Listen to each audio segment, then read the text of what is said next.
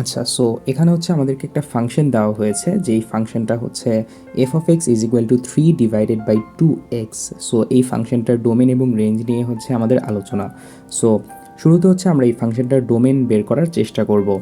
So আমরা হচ্ছে পূর্ববর্তী লেকচারে এরকম একটা ফাংশন নিয়ে আলোচনা করেছিলাম, যেখানে হচ্ছে একটা ফাংশন হর এবং লব আকারে ছিল। সো এই ফাংশনটা হচ্ছে একই রকম, আমি হচ্ছে আবার একই বেসিক দিয়ে এই ফাংশনটা বোঝানোর চেষ্টা করব। সো এই ফাংশনের যে বেসিকটা আমাদেরকে বুঝতে হবে যে এই ফাংশনের ডোমেন বের করার ক্ষেত্রে আমরা হচ্ছে এক্সের কোন মানগুলো ইনপুট দিলে f(x)-এর বাস্তব মান পাবো। সো এখানে একটা জিনিস বোঝা দরকার যে একটা ভগ্নাংশ আসলে কখন সংজ্ঞায়িত হয় না, সেই জিনিসটা বোঝা থাকলে এই ফাংশনটা খুবই সহজ। যদি আগের ক্লাসটা করে থাকেন তাহলে খুব সহজে এটা এতক্ষণে ধরে ফেলার কথা। সো একটা ভগ্নাংশ কখন সংজ্ঞায়িত হয় না?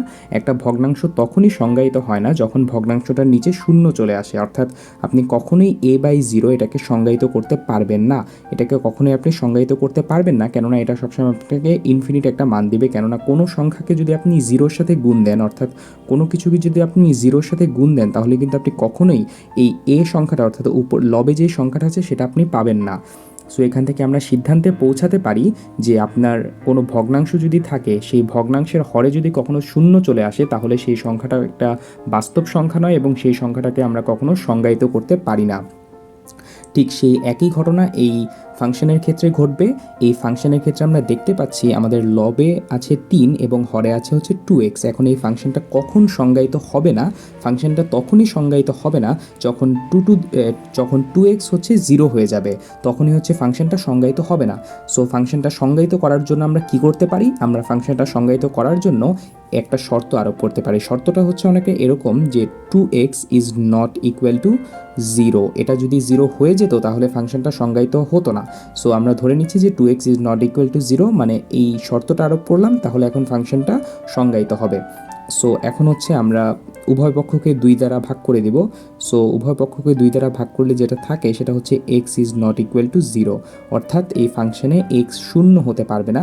সুতরাং আমাদের ডোমেইনটা কি হবে? আমাদের ডোমেইনটা হবে d(f)=r বাদ 0, অর্থাৎ এই ফাংশনে 0 বাদে সকল বাস্তব সংখ্যা বসতে পারবে, তাহলে এই ফাংশনটা সংজ্ঞায়িত হবে। কিন্তু এই ফাংশনে যদি আপনি 0 বসান তাহলে এই ফাংশনটা সংজ্ঞায়িত হবে না। আপনি চাইলে এখানে বসিয়ে দেখতে পারেন, এখানে যদি আপনি 0 বসান তাহলে ফাংশনটা অনেকটা এরকম হয়ে যায় 3/0। এটা কখনো একটা সংজ্ঞায়িত জিনিস নয়। সুতরাং আপনি যদি x এর মান 0 বসান তাহলে f(x) এর কোনো বাস্তব মান পাওয়া যায় না। সো আমাদের ডোমেইনটা হবে আর সকল রিয়েল নাম্বার 0 বাদে। সো এটাই ছিল এই ফাংশনের ডোমেইন।